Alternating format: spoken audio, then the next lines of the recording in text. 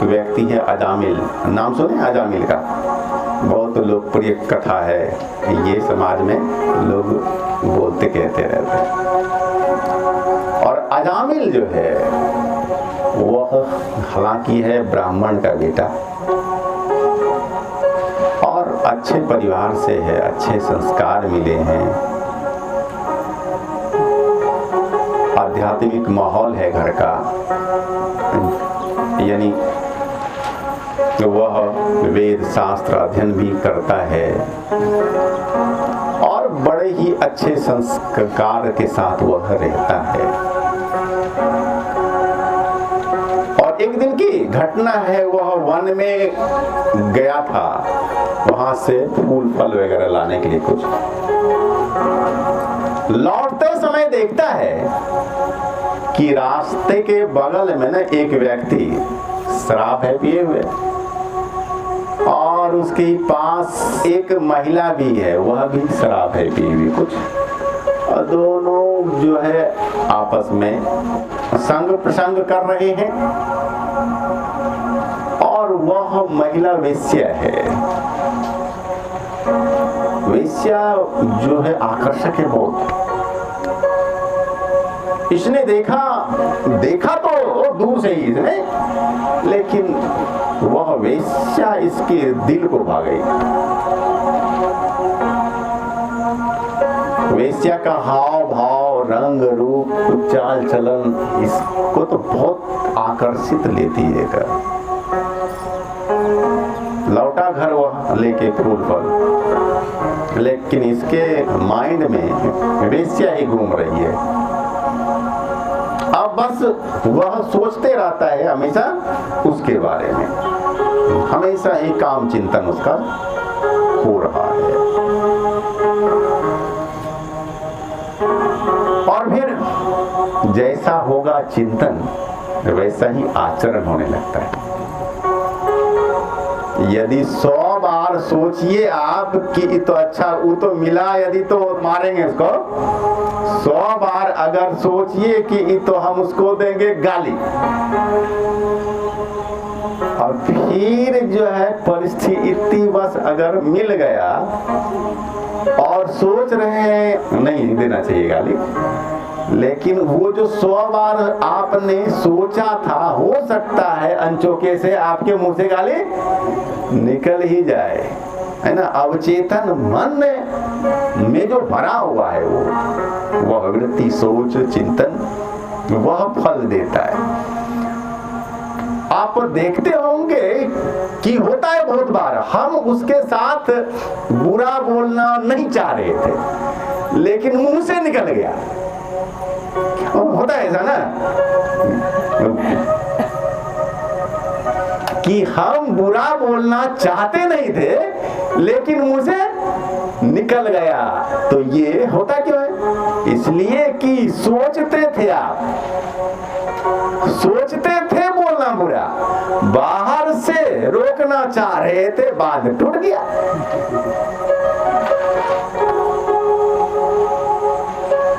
तो जैसा आप सोचेंगे वैसा ही बन जाएंगे।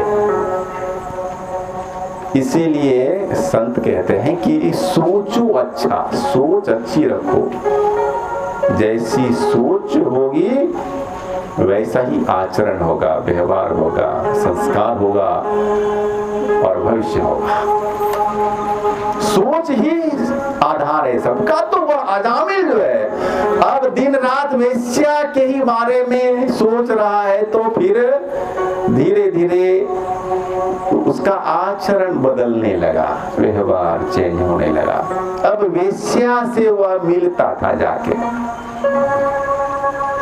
जाए चोरी चोरी मिले, वेश्या जो धन मांगे उससे दे दे घर से चुरा के। और ऐसा देखने के बाद माता पिता ने शादी करा के कि भाई शादी से कहीं न सुधर जाएगा, ये संस्कारी लड़की से विवाह उसका दिया करा के। लेकिन आदत वो जो थी, वेश्या का हाव भाव जो था उसका, वह बहुत आकृष्ट उसको करता था। और शादी हो गई लेकिन अपनी पत्नी से ना लगाव नहीं था अंदर से। इससे लगता था क्या रे बेवकूफ है, बुढ़वक ढले ले अपनी स्त्री से वह स्नेह नहीं करता और हमेशा मन में वह वेश्या ही थी बनी हुई। जो है बहुत प्रयास हुआ, माँ बाप ने प्रयास किया कि तो वेश्या का संग छूट जाए, लेकिन नहीं छूटा। चोरी चोरी वह जाता ही, मिलता ही, कुछ देता ही उसे। और इस तरह से लंबा समय बीत गया।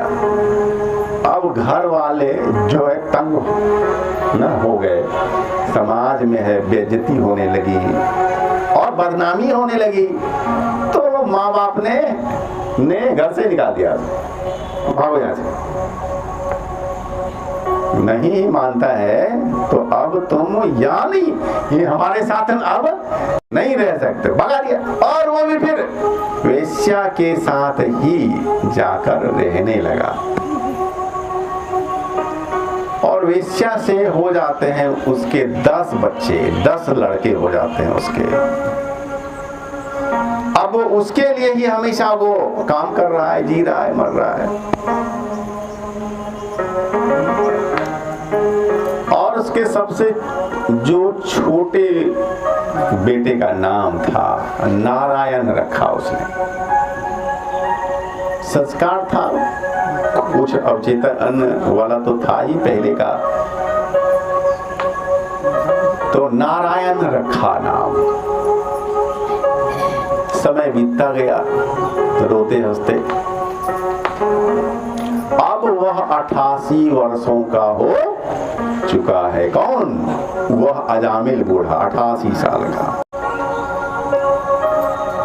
आ जाते हैं यमदूत, क्या चलो अब तुम्हारा समय हुआ पूरा। यमदूत को देखा बड़ा ही जो है भयानक रूप, और लगता कि अभी जो है कैसे जाएं कैसे मरें। अभी छोटा बेटा जो है मेरा नारायण अभी अपने पैर पर हुआ नहीं खड़ा।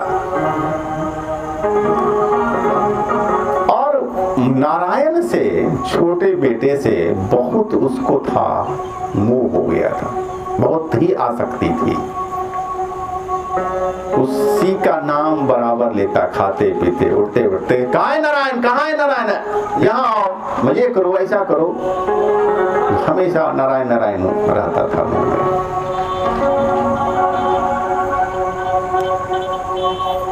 तो जैसे ही यमदूत को देखा तो फिर अजामिल जो है चिल्लाया, नारायण, अरे कहाँ है नारायण, यहाँ एकदम भय से चिल्ला रहा है कि अरे हमको तो लेके अब जाएगा, जल्दी आओ, बचा सकते हो तो बचा लो, नारायण बचा लो। वह चिल्लाने लगा, रोने लगा भय से। और नारायण नारायण बहुत बार बोले, बहुत चिल्लाया। तो कहते हैं कि नारायण के जो थे दूत, भगवान विष्णु के दूत, वे आ गए झट से कि अरे हमारे स्वामी का नाम ले रहा है कोई। तो पहुंचा और देख रहा है कि ये तो यम के दूत जो हैं उसके प्राण को हरना चाह रहे, शरीर से बाहर चाह रहे निकालना। और अजामिल वहां चिल्ला रहा है, वह नारायण का ही नाम ले रहा है, लेकिन नारायण नारायण कह रहा। तो नारायण के, भगवान के जो पार्षद थे, उसने कहा कि रुक जाओ, अभी रुको, पहले अभी मामला क्या है हमको समझने दो, पहले चल रुक। तो यमदूत लोग रुक गए, क्योंकि भाई नारायण के पार्षद है ना। अब क्या है, अगर सीएम साहब के तो चपरासियों होंगे तो लोग भय खाता है उसे कि भाई सीएम के चपरासी है ना। तो रुक गया सब, सारे यमदूत रुक गए। अब दोनों लगता है बहस। यमदूत बताते हैं कि तो ये व्यक्ति जो है बहुत ही नीच है, इसको घसीट कर लेकर के जाना है और कांटे से लेकर के जाना है, इसको ले जाना है नरक में। और नारायण भगवान के जो है दूत तो वे कहते हैं कि नहीं, इसने नारायण का नाम लिया है, अंत में बहुत बार लिया है, इसीलिए अब यह नरक जा नहीं सकता।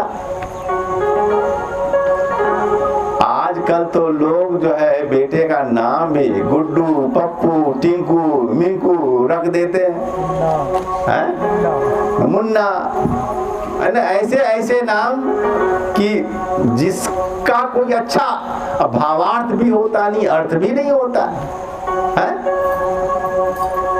यदि भगवान का नाम रखा जाए तब तो वो लाभ भी है उसका कुछ, और रख दिए वैसा नाम। टिंकू का क्या मतलब हुआ?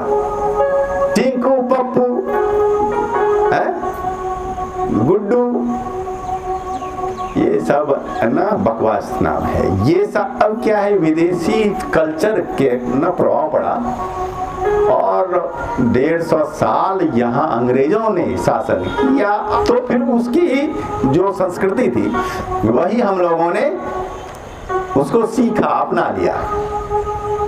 लेकिन अपने समाज में प्राचीन समय में वैसे नाम रखे जाते थे कि जो भगवान के नाम हो।